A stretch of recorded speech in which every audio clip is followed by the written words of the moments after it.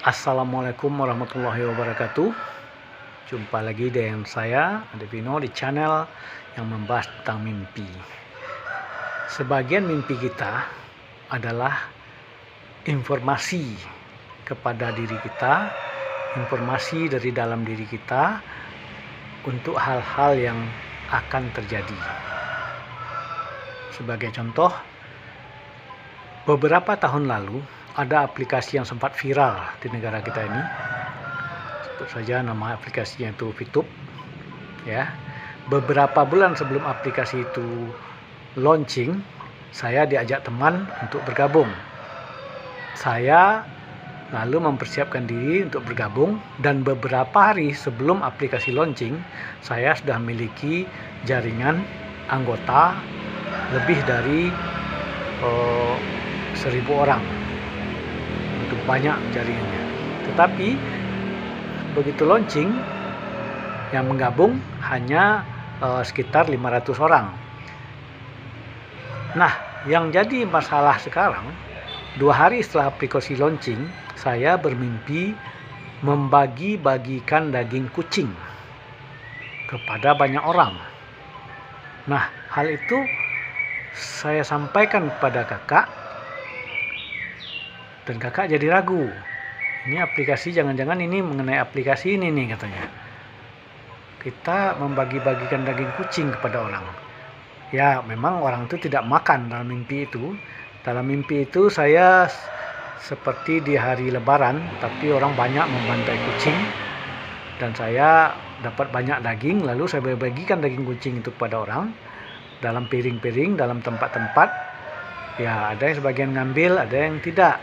Nah, waktu itu kakak sudah mengingatkan mungkin tentang aplikasi ini. Jangan-jangan ini aplikasi nggak benar, ini berbahaya. Tapi godaan untuk asik beraplikasi ini, karena itu pertama kali juga saya ikut aplikasi, dan member yang tiba-tiba meledak begitu banyak. Nggak mungkin tentang aplikasi ini, dari daging kucing kok mengenai aplikasi, gimana? Enggak, saya cuekin aja. Lalu aplikasi berjalan seiring waktu, meledak dengan cepat. Beberapa bulan saja sudah jutaan yang ikut, dan member saya pun mencapai puluhan ribu orang. Ya, dan saya juga berinvestasi cukup besar di aplikasi ini. Sampai-sampai istri dan saya meminjam uang untuk berinvestasi di aplikasi ini. Dan siapa yang menjelekkan tentang aplikasi ini, kita bela mati-matian, termasuk Pak Chandra. Ya, Pak Chandra Teja sudah mengingatkan, ternyata dia yang benar. Jadi aplikasi ini katanya secepat lagi, nggak lama akan scam, katanya. Ya, banyaklah dia menyalahkan tentang aplikasi itu, tapi karena kita sedang bernafsu-nafsunya baru-baru asik beraplikasi, ya kita jalanin aja terus. Ya, akhirnya balik tak balik, malah cenderung rugi beraplikasi. Memang asik, ramai member, asik atau sibuk kita menjalankan aplikasi itu setiap hari.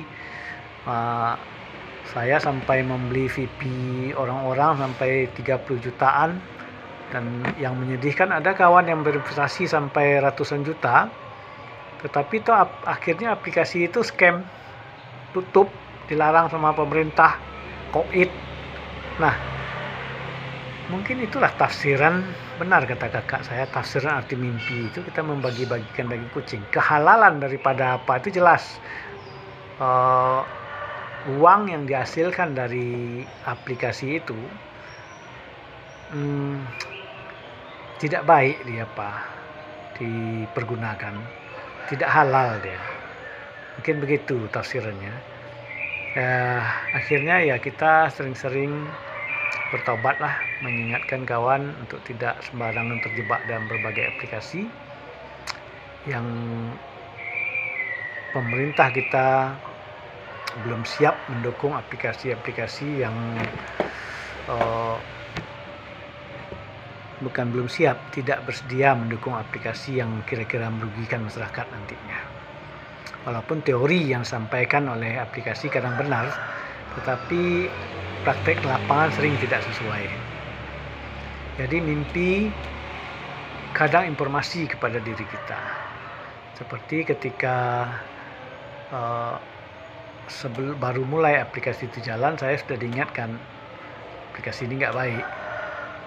Begitu juga ketika anak saya ikut tes ujian untuk masuk perguruan tinggi, ya, sebelumnya dia bermimpi menyampaikan kepada saya, "Pak, dia mimpi ketinggalan pesawat," katanya. Waduh, saya udah tahu ini jelas nggak lulus ini. Nah, jalannya gimana?